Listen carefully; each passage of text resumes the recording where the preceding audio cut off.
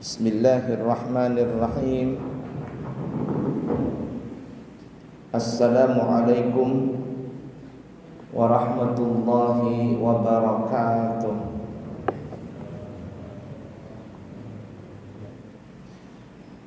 Alhamdulillahi rabbil alamin. Allahumma fasalli wa sallim ala sayyidina wa nabiyyina wa maulana Muhammadin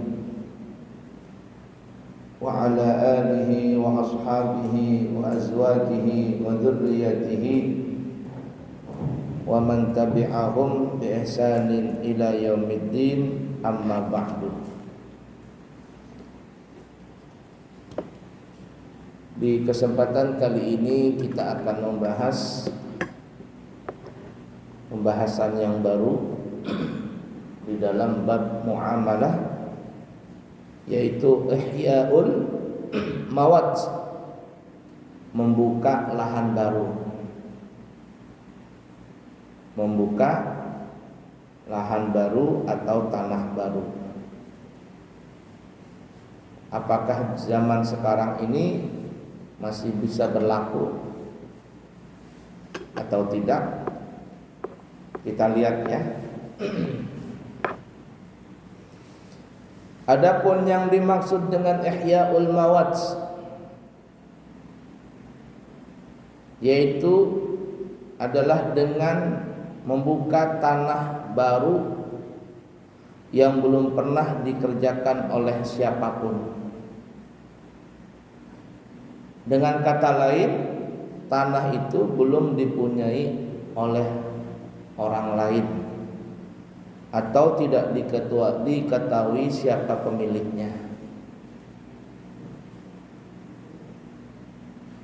Nah, jadi kalau kita lihat definisi ini, kayaknya untuk zaman sekarang nggak bisa lagi, karena rata-rata semuanya sampai ke dalam hutan itu ada aja pemiliknya. Apalagi sampai dikuasai oleh orang-orang yang mempunyai lahan besar untuk membuka perkebunan sawit dan lain sebagainya. Kalau dulu masih mungkin bisa berlaku, mungkin di tahun 60-an itu masih banyak berlaku. 70-an mungkin masih ada. Zaman dulu ada program dari Soeharto, transmigrasi.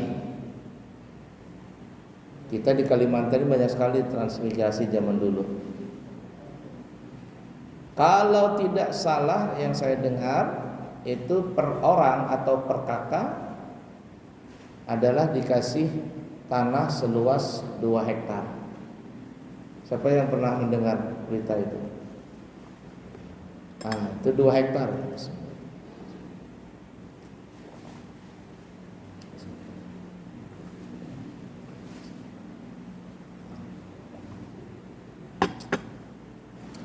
Mungkin masih berupa hutan atau masih berupa rawa. Kemudian dikelola tanah tersebut, dibuka.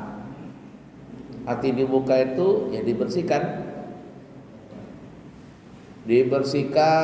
dari pohon-pohon, dari sabat dan lain sebagainya. Kemudian tanah itu ditanamin lagi, atau digunakan bukan hanya sekedar dibuka, tetapi dibuka lahannya lalu digunakan tanah tadi. Entah dia mau gunakan apa. Mungkin dia bisa gunakan untuk menanam, mungkin dia bisa menggunakan untuk bikin kandang ayam, peternakan dan sebagainya. Intinya tanah tersebut dimanfaatkan. Nah, kalau seandainya sudah dibuka, maka diberikan tanda batas. Zaman dulu orang menghitung tanah itu sedapak 2 dapak. Berapa luasannya? 50 dapak katanya. Nah, supaya aman, tidak tersalah, itu di antara batasnya tadi biasanya ditanamin pohon kelapa atau pohon yang ibarat kata bisa bertahan lama. Batas pohon itulah yang menjadi tolak ukur nanti berapa ukuran tanah. Nah, supaya tanah tadi tidak hilang, maka dibikinkan surat. Apa bahar itu namanya? Segel, ya. Segel. Datang ke kelurahan, ya, bikin surat segel, tanda tangan, kanan kirinya siapa, selesai sudah. Itu berlaku zaman dulu. Sekarang nggak ada lagi segel-segelan. Di atas segel sudah IMTN. Yang lebih parah zaman sekarang HGB aja, hak guna bangunan. Bangunannya aja dipakai berapa tahun biasanya itu? 30 tahun atau apa? Selesai hak guna bangunan diperpanjang lagi. Jadi kayak nyewa tanah aja begitu. La ilaha illallah. Cuman hak guna bangunan bisa dijual belikan bangunan tadi, tanahnya nggak bisa. Yang masalahnya kalau seandainya bangunan itu hancur, selesai sudah ceritanya.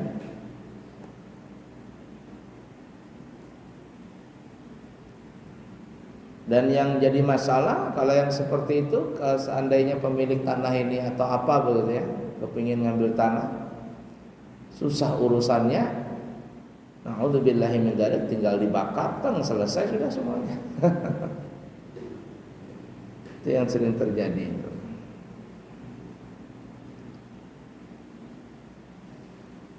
Nah, berlaku zaman dulu itu ya. Di Amburawang tuh banyak orang punya tanah 2 hektar zaman dulu. Akhirnya apa? Sekarang ribut. Kenapa? Karena saling tumpang tindih segelnya tadi. Yang satu mengatakan tanah ini, yang itu juga mengatakan ini saya punya tanah. Cuman pakai surat tetapi tidak tidak diperhatikan tanah tadi. Banyak itu. Banyak. Ada saya orang mau ngasih saya tanah waktu itu. Datang dia, "Pak, saya mau kasih tanah 2 hektar." Kata saya, "Di mana tanahnya?" "Di kilo 50 atau berapa gitu." "Ayo sudah. Kita ke sana." "Masih tahu enggak tanahnya?" "Masih, Pak." "Apa namanya?" "Enggak tahu, Pak." Nah, terus sampean mau ngasih saya tanah, tapi tanahnya enggak tahu, tapi suratnya ada. Ini suratnya. Biar sampean punya surat tapi tanahnya enggak tahu sampean letaknya, bagaimana kita mau ke sana? Apalagi enggak pernah dilihat-lihatin, enggak pernah dibuka dan sebagainya. Pasti sudah direbut sama orang itu tanah. Nah, makanya tadi syaratnya tadi kalau orang yang membuka lahan itu tanahnya itu dibuka kemudian digunakan, bukan hanya sekedar bikin surat selesai itu ditinggalkan. Oh, enggak bisa. Itu kalau pertama kali membuka lahan, pertama kali membuka lahan.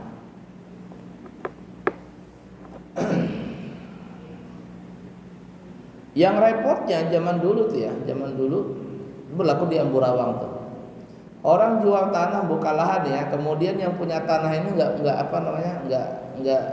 enggak digunakan tanah tadi. Untuk segelnya aja ada. Kemudian dijual lagi ke orang lain. Jualnya pakai apa zaman dulu tuh? Barter saja. Barter, ada yang jual barter pakai radio. Zaman dulu radio berharga.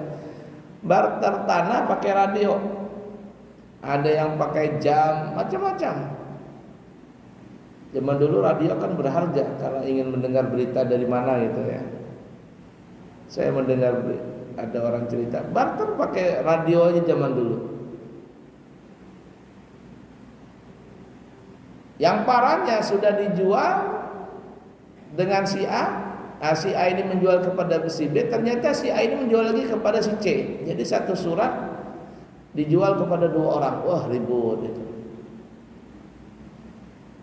Ngeri sekali. Makanya Nabi itu mewanti-wanti dalam masalah tanah. Kalau seandainya ada orang yang menzalimi tanah seseorang dengan mengambilnya secara zalim walaupun sejengkal nih. Apa arti sejengkal ini? Kalau di kota mungkin berharga, tapi kalau di daerah sana, Amburawang sana tuh tidak ada harganya sejengkal ini, ibarat kata. Pemilik tanah mempunyai 2-3 hektar. Siapa yang mengambil tanah saudaranya walaupun hanya sejengkal ini secara zalim, maka di akhirat Allah Subhanahu wa taala akan mengalungkan tanah sejengkal itu ke lehernya. Berarti bukan hanya sejengkal, tapi satu jengkal ini sampai 7 lapis bumi. Sampai 7 lapis bumi.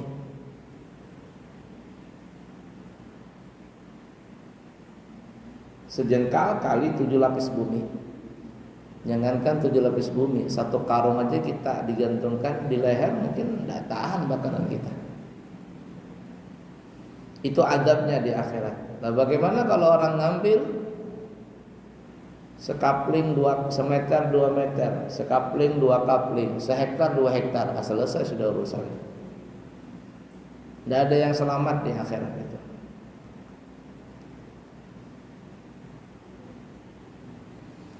Allah yarham Abu Yasyarwani Zuhri, itu beliau pernah cerita. Ini gambaran saja nih ya. Kata beliau di Tanah Hulu sana. Bahari jar beliau itu ada orang meninggal dunia, kemudian mau dikubur. Setelah selesai masalah fardu kifayah mau dikubur.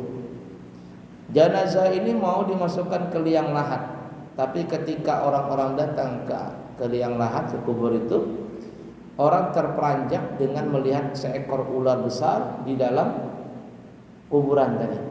Dalam kuburan, alhamdulillah Rasulullah sallallahu alaihi wasallam menunggu ular itu di dalam kubur. Tidak ada yang berani mengganggu ular tadi, besar.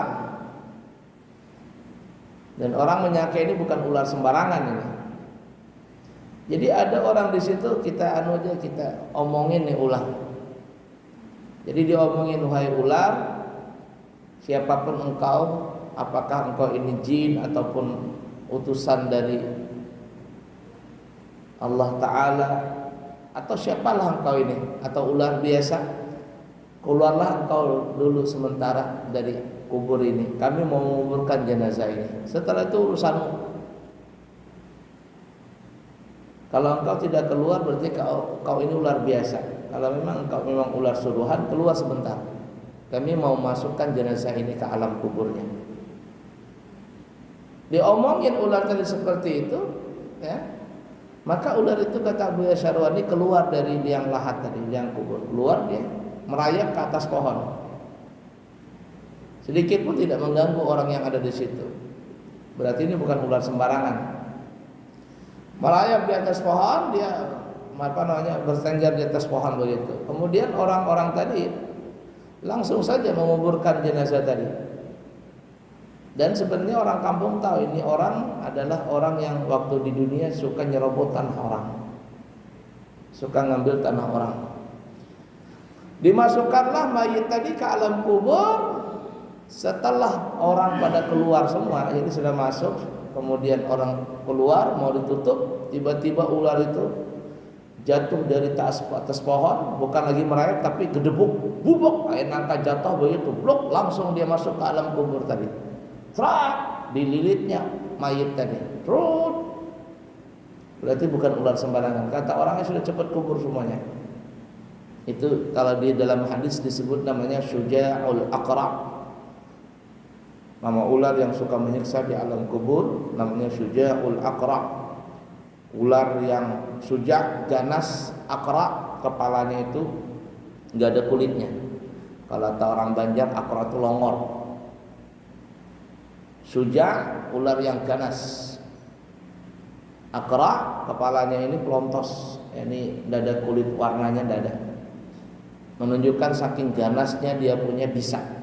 Karena bisa ular itu kan yang berada di kepala. Bisanya itu berbahaya di kepala. Dalam riwayat dikatakan kalau ular semacam ini dia akan menggigit, menggulung, melilit orang yang di alam kubur. Buntutnya ular ini akan masuk ke dalam duburnya orang tadi. Jadi buntut ular itu masuk ke dalam dubur, lalu buntutnya ular ini memblender perutnya orang yang di alam kubur tadi. Dililit, diblender perutnya pakai buntutnya lewat dubur, kemudian orang ini digigit. Siksaannya naudzubillahi min dzalik, nasallallahu alaihi wasallam. Ngeri sekali kalau kita membaca riwayat hadis tadi. Satu gigitan ular itu sakitnya itu ibarat kata sampai 70 tahun lamanya. Sekali gigitan yang digigit itu meraung-raung kesakitan selama 70 tahun. Saking begitu luar biasanya bisanya. La ilaha illallah. Nah, jadi seperti itu ya. Nah, oleh karenanya kita kembali lagi, Ihya'ul Mawat, menghidupkan lahan baru, membuka lahan baru ini kayaknya berlaku zaman dulu. Kalau zaman sekarang tidak bisa lagi. Jangan kita coba-coba mau kita pergi ke hutan, kita buka lahan di situ, ada pemiliknya sudah. Ada pemiliknya. Nah, kalau seandainya ada terjadi zaman dulu seperti ini. Ada zaman dulu terjadi seperti ini. Penduduk aslinya membuka lahan di situ atau pendatang membuka lahan, lalu mereka beranak pinak di situ, punya keluarga, punya anak, zuriat, mungkin sudah sampai 2 generasi, 3 generasi.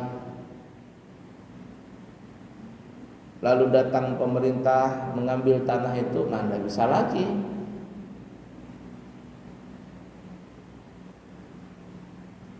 Karena kenapa? Karena sudah dibuka lahan itu sama orang dulu itu.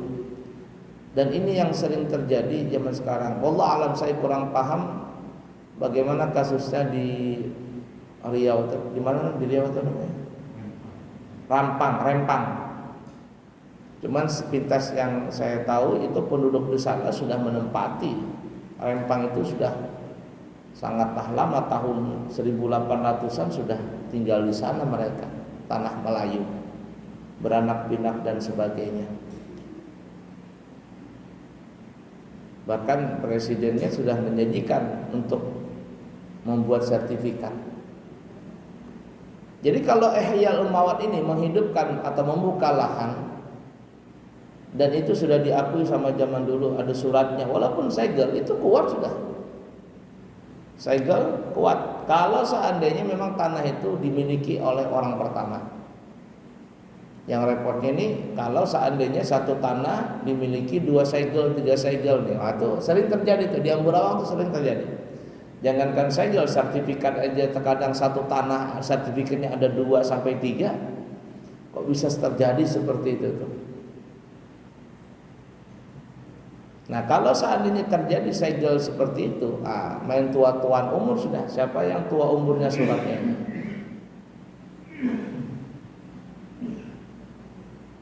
Ini di balik papan ini, sampai ke Melawai itu kan ada yang aja mengakuinya. Sampai ke Melawai, tanah warisan katanya dari zaman Kutai zaman dulu, suratnya. Di Cemara Rindang, gimana kasusnya sampai sekarang? Apakah sudah selesai atau belum? Wallahu alam. La ilaha illallah. Nah, jadi seperti itu. Kalau orang mau buka tanah baru, mesti dibuka kemudian dimanfaatkan. Setelah dimanfaatkan, kalau zaman sekarang dibikinkan surat, kalau tidak ya ada saksinya nih, tanah saya, tanda tangan kanan kiri, selesai. Begitulah zaman dulu orang membuka lahan. Kalau zaman sekarang nggak ada lagi, tidak berlaku lagi. Sampai ke tengah laut tuh ada aja yang punya. Sampai pulau yang ada di tengah laut ada aja pemiliknya. Baik, membuka lahan itu hukumnya adalah jaiz, boleh bagi orang Islam. Dan apabila sudah dibuka tanah tersebut, lahan tersebut, maka tanah itu menjadi pemiliknya, menjadi miliknya maksudnya. Dengan catatan ya, ini tanah, kita kembali tadi ke asal, bahwa tanah itu belum pernah dibuka oleh siapapun dan juga tidak ada dipunyai oleh siapapun juga. Itu yang saya dengar begitu zaman dulu di Amburawang, di mana tuh. Ayo siapa yang mau buka? Buka lahan sana. Tinggal dibersihkan, dipatokin. Cuman orang zaman dulu nggak berpikir itu. Kita zaman dulu orang yang pertama kali datang ke Balikpapan ini nggak berpikir tahun 70-an, 60-an itu kan banyak sudah. Cuman orang nggak mau berpikir tinggal di sana. Mau tinggal di kota semua di Balikpapan. Sekarang ternyata berharga semua tanah itu. Saya beli tanah pesantren waktu dulu itu, yang kita di pesantren Amburawang, itu kan 5 hektar kurang lebih. 1 meternya itu harganya 17.500. Itu yang pakai sertifikat sudah. Yang tidak pakai sertifikat semeternya 10.000, kadang lebih murah. Sekarang berapa tanah itu? Saya buka lahan itu belum jadi IKN, belum ada keputusan IKN. Setelah saya buka pesantren itu, di depan pesantren itu tanahnya semeter sekarang 150.000 per meter. IKN dibuka, enggak mau lagi sudah 150 per meternya, bisa 250, bisa lebih. Makanya mainnya sudah main miliaran. 1 hektar mainnya sudah 2,5 M, bisa lebih daripada itu. Dan itu yang sekarang berharga tanah tadi. Siapa yang miliki, siapa yang beli-beli itu? Cina banyak. Tanah pesantren saya itu kanan kiri depan belakang tuh Cina sudah semuanya. Yang punya Cina itu nah, waduh kata saya, dia ngeri Cina ini. Dia bisa merusak harga. Pasarannya umpama 150, dia mau beli itu 170 meter, 110.000 per meter. Beli dia. Hancur, kita tidak bisa membelinya. Kita pasarannya 150, itu pun kita mau tawar-tawaran, lah dia malah naikkan harga. Naikkan harga, belinya selesai. Kanan kiri itu, samping satu, kanan kiri, karena pesantren itu Cina semua sudah. Apalagi di Ambal atau di pantai situ, pemiliknya itu orang Jakarta, orang mana enggak semuanya. La ilaha illallah. Nah, jadi syaratnya dibuka, dimanfaatkan tanah tadi. Dalilnya disebutkan dalam riwayat Imam Tirmidzi an Jabir, dari Sayyidina Jabir radhiyallahu taala anhu, qala an-nabiy sallallahu alaihi wasallam, Nabi kita bersabda, man ahya ardan mayyitatan fahiya lahu, kata Nabi, barang siapa membuka tanah yang baru, membuka lahan baru, maka tanah itu menjadi miliknya. Jadi apabila sudah dibuka lahannya, dimanfaatkan, maka siapa yang membuka lahan itu dialah pemiliknya. Tapi dimanfaatkan, bukan hanya sekedar masang patok, tapi nggak dihidup-hidupkan. Itu sering terjadi begitu zaman dulu tuh, dipatok doang, ternyata nggak dibersihkan tanahnya, nggak ditanam-tanamin dan sebagainya. Nah, berjalan 10 tahun, 15 tahun, tiba-tiba patoknya hilang. Waktu pemiliknya ini yang mengaku-ngaku tuh nggak dibikinkan surat, datang orang yang baru, dia tanya sana tanya sini, siapa yang punya tanah? Nggak ada yang tahu. Dibukanya lahannya, dipatokinnya baru, datang ke kelurahan, siapa pemiliknya? Nggak ada tahu juga kok kata kelurahan. Suratnya nggak ada tanah itu, sudah disuratinya karena tadi dibikinkan surat, kasihkan duit, selesai. Tiba-tiba datang orangnya, ini tanah saya, mana suratnya? Nggak ada, selesai, kelahi di situ. Kelahi masih mendingan, terkadang main santet-santetan sudah, main santet-santetan ngeri ya. Perang mapatnya, akhirnya main parang maya, biar orang Banjar main parang maya. Main santet-santetan, sering terjadi itu. Yang menyantet mati, dukannya mati, yang disantet juga mati. Selesai. Tidak ada yang bertahan lama di dunia ini. Berapa lama kita bisa hidup lama di dunia? Tidak ada.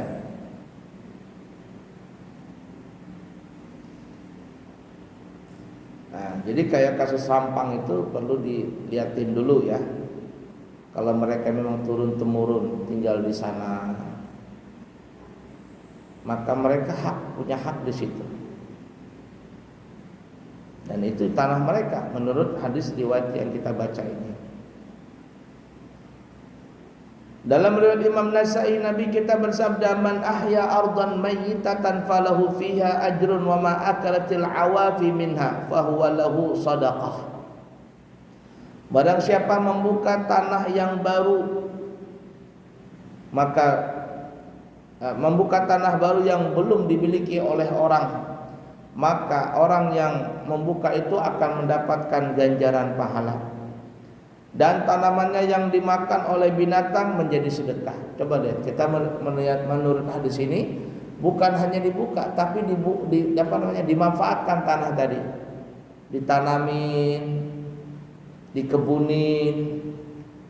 Nah kalau kita sudah nanamin, maksudnya kalau ada orang membuka lahan itu, dibersihkan tanah tadi, lalu ditanamin dengan apapun juga, kemudian ada binatang-binatang yang memakan tanamannya dia. Dia nanam umpama pohon elai atau pohon durian, berbuah duriannya, tiba-tiba datanglah monyet, datanglah tupai memakan tanamannya tadi. Maka kata Nabi, apa yang dimakan oleh binatang liar itu jadi pahala untuk dia. Untuk dia.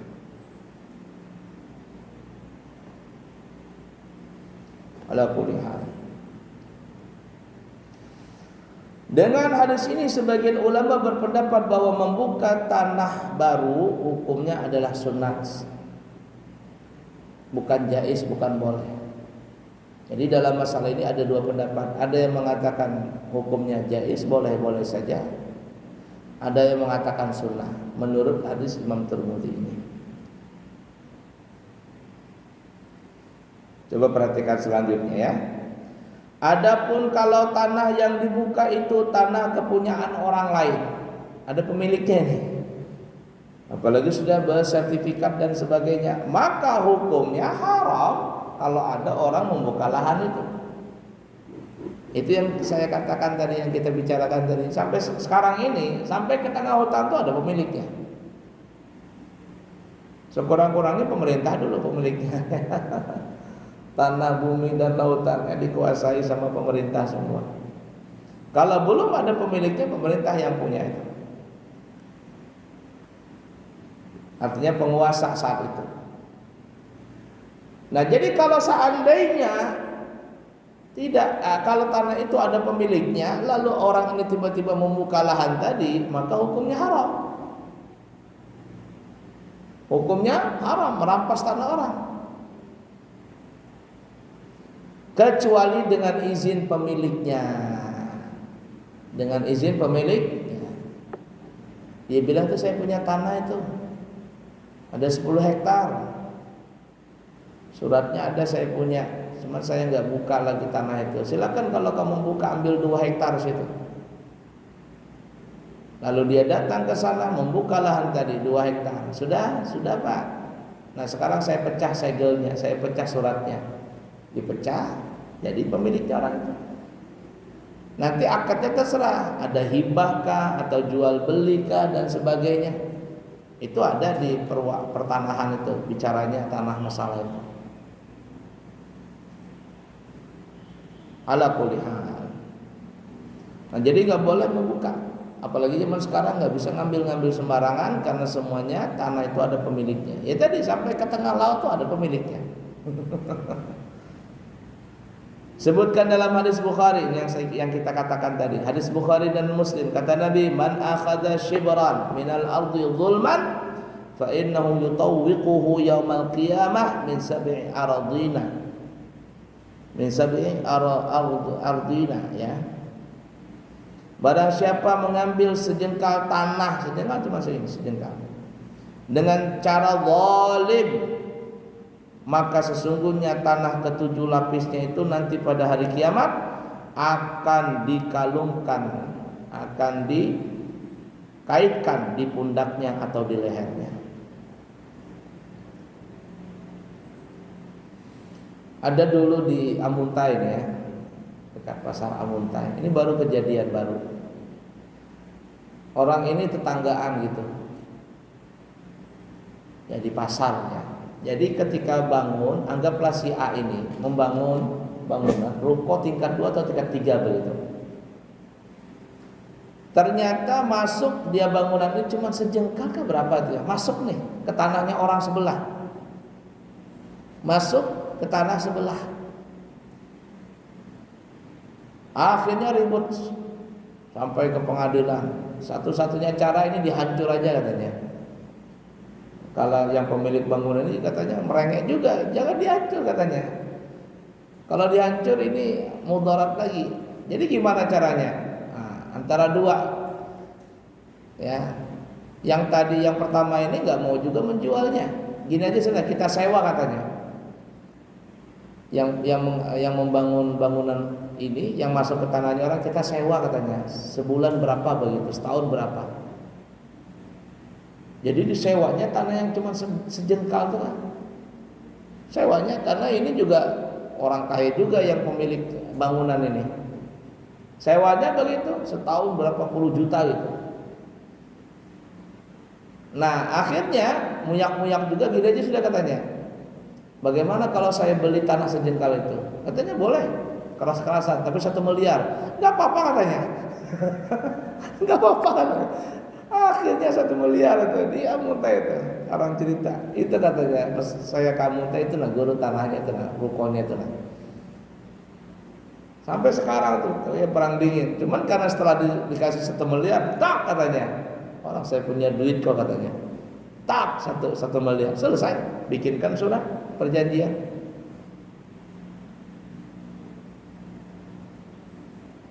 Yang punya tanah ini juga berpikir kalau seandainya ibarat kata setahun cuma ibarat kata sejengkal itu 30 juta umpama disewa.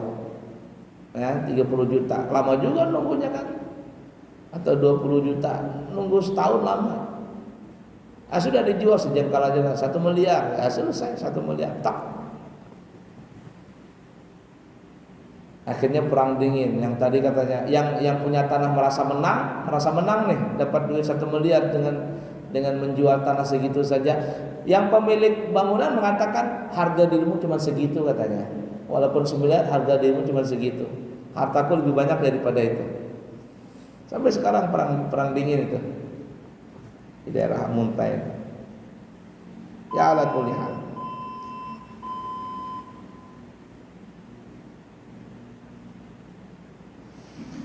Baik, kemudian cara membuka tanah terserah menurut kebiasaan di tempat masing-masing. Jadi tidak ada cara khusus ya bagaimana cara membuka lahan tadi. Cuman para ulama menyatakan dibuka tanah tersebut, dibersihkan lalu dimanfaatkan, itu saja. Adapun modelnya, caranya itu tergantung adat kebiasaan di daerah itu. Begitu pula menurut guna tanah yang dituju. Jadi bukan hanya umpama ditanam saja, bisa saja umpama itu dibikin kandang ayam atau dibikin peternakan, terserah. Jadi bukan hanya buka kemudian ditanam, walaupun tadi hadis kan Nabi menyuruh menanam. Tetapi yang jelas adalah dimanfaatkan tanah tadi. Ya, mau dibuka lahannya, dibersihkan kemudian ditanamin boleh, dibikinkan kandang ayam boleh, dibikin peternakan boleh. Yang penting harus ada digunakan tanah tadi sebagai bukti bahwa tanah ini bukan hanya dibuka tetapi juga dimanfaatkan. Karena kenapa? Karena banyak kasus terjadi dibuka lahannya saja, artinya dipatokin saja lahannya nggak dibuka, kemudian pemiliknya ini nggak memanfaatkan tanah tadi. Sampai bertahun-tahun datang orang yang baru, dibuka lahannya, dibersihkan, dibikinkan surat, baru ribut nanti di situ. Dan itu yang sering terjadi, segelnya bisa berlapis di situ.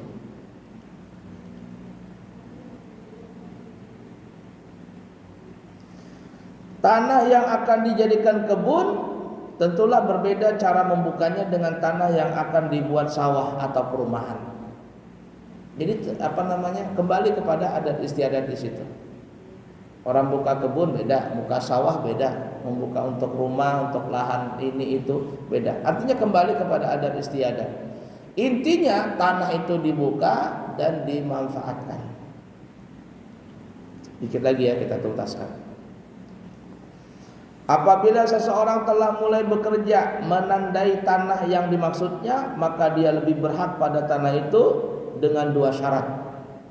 Jadi dibuka, dipatokinnya, dia berhak tanah itu tapi dengan syarat, dengan dua syarat. Yang pertama, tanah yang ditandainya itu hanya sekedar cukup untuk keperluannya saja. Jangan umpama ngambil berapa hektar begitu. Yang dikebunin cuma 2 hektar, yang lainnya nggak dikebunin. Nggak boleh ini. Makanya yang saya tahu zaman dulu itu ya, dulu ya tahun 60-an tuh, 70 60-an, pemerintah yang meminta kepada masyarakat untuk pindah ke administrasi itu cuma dikasih per kakak 2 hektar. Per kakak cuma 2 hektar. Nggak lebih daripada itu. 2 hektar. Kalau dia mau buka lagi, itu pembicaraan yang lain.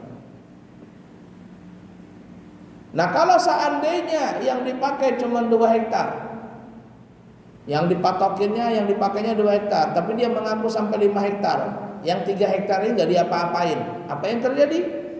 Maka orang lain boleh mengambil yang sisanya tadi. Kenapa? Karena dia tidak memanfaatkan tanah tadi. Ini kembali ya, tanah itu belum ada punya siapa-siapa waktu itu. Nah, jadi mengambil tanah tadi hanya sekedar berapa yang dia mampu untuk membuka lahan tadi. Syarat yang kedua, sanggup dan cukup memiliki alat untuk meneruskannya, bukan semata-mata untuk menandai tanah itu saja. Ini syaratnya. Jadi kalau seandainya punya tanah yang dibuka tadi, dipatokin, disuratin. Jangan cuma dipatokin saja tanpa dibiayain, tanpa disuratin dan sebagainya. Tidak bisa. Harus punya biaya untuk membikinkan surat ya, atau menyewa saksi dan sebagainya. Bukan hanya semata-mata itu tanah saya katanya. 2 hektar, mana suratnya? Ini suratnya, tapi nggak ada tandanya dan sebagainya. Atau ada tandanya tapi suratnya nggak ada, nggak bisa. Jadi yang punya tanah ini mesti punya alat ya untuk meneruskannya, ya, semacam surat menyurat dan lain sebagainya. Kalau masa tanah yang ditandai telah lama sedangkan dia belum juga meneruskannya, maka yang berkuasa di dalam negeri boleh memberinya peringatan. Nah, pemerintah nih ya, itu kamu dikasih tanah 2 hektar, kenapa nggak dibuka-buka? Peringatan 1 nih, kalau nggak dibuka kamu tuh dikembalikan ke tanah negara. Kasih peringatan dulu. Dan kepadanya diberi pula kesempatan dalam sedikit waktu agar dia dapat meneruskannya. Kerjakan. Kalau kamu tidak mau mengerjakan, maka dilimpahkan tanah itu kepada orang lain. Apabila tidak diteruskan dalam waktu yang dijanjikan, maka batallah tanah tersebut sebagai pemilik. Maka batallah orang tersebut sebagai pemilik tanah tadi. Ini yang sering terjadi waktu dulu tuh ya. Cuman buka lahan, tapi nggak dimanfaatkan tanah tadi. Sering terjadi itu. Akhirnya pemiliknya meninggal. Sebelum meninggal dia kasih tahu sama anak-anak tuh, saya punya abah punya tanah ke sana tuh, kamu datangin. Ternyata tanahnya sudah dimiliki orang. Datang ke kelurahan ribut, bla bla bla bla bla bla bla, ribut semuanya. Kenapa? Karena ada pemilik baru. Akhirnya bingung kelurahan, di mana bapak punya tanah? Ini suratnya. Iya, bapakmu punya tanah dulu, tapi nggak dimanfaatin tuh tanah. Di kelurahan juga nggak pernah datang, ini nggak ada, segelnya juga nggak jelas sudah ini. Datang orang baru memanfaatkan tanah tadi. Nah, itu masalah dari itu. Jadi pemerintah tidak langsung membatalkan, tapi kasih peringatan dulu. Nah, kalau seandainya juga tidak dilanjutkan tanah tersebut, maka sang pemilik tanah ini batal untuk memiliki tanah itu, dan orang lain berhak untuk mengerjakannya. Artinya pemilik baru itulah yang mengambilnya. Ini berlaku zaman dulu, tapi kayaknya zaman sekarang tidak berlaku lagi karena semuanya sudah menjadi dipegang sama pemerintah. Cukup dulu ya. Insyaallah nanti kita akan bahas pembahasan yang akan datang yang baru, masalah syuf'ah. Bagaimana syuf'ah itu kongsi di dalam bangunan, terutama rumah, kongsian di dalam rumah.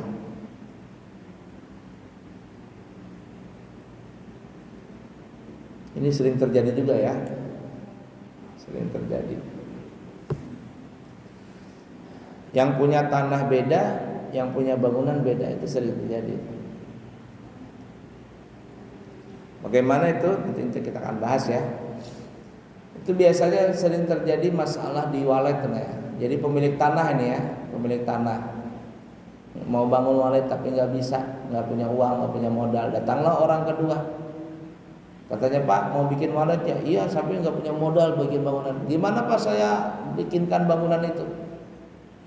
Kemudian kita nanti bagi hasil. Dulu pesantren saya ada orang seperti itu. Gimana Bu ya? Saya bangunkan bangunan, nanti kita bagi hasil waletnya. Saya bilang sampai kapan begitu? Ya selama-lamanya. Kalau begitu nanti kita bekalayan, bukan kita tapi bisa anak cucu bekalayan. Gara-gara masalah itu, tanahnya milik pesantren, bangunannya belum sampean. Jadi saya tawarkan tuh beberapa opsi. Begini saja kata saya, sampean bangunkan bangunan itu, lalu saya bayar bangunan itu dengan harga 2 kali lipat. Jadi umpama sampean modalin saya itu bangunkan itu, umpama habis 300 juta, saya beli tanah itu dengan harga 600 juta. Bangunan itu 600 juta. Tapi saya bayar dengan hasil walet. Kalau ada hasilnya, alhamdulillah. Kalau nggak ada hasilnya, ya beranai, diam dulu. Nggak mau katanya. Ya sudah, cara yang kedua kata saya, kita kongsian seperti itu, tapi ada jangka waktu. Berapa modalnya? Modalnya 300 juta.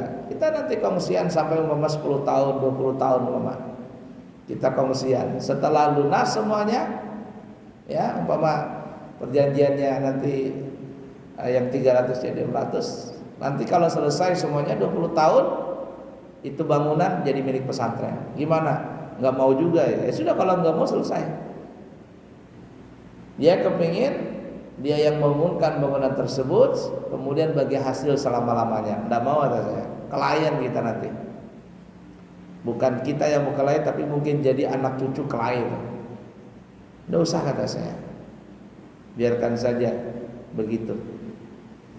Nah itu nanti bagaimana syuf'ah itu sering terjadi masalah seperti itu ya. Ada juga suami istri membangun rumah, rumah barang-barang, duitnya punya suami, yang satu punya istri, ya modalnya sama, cek bikin rumah.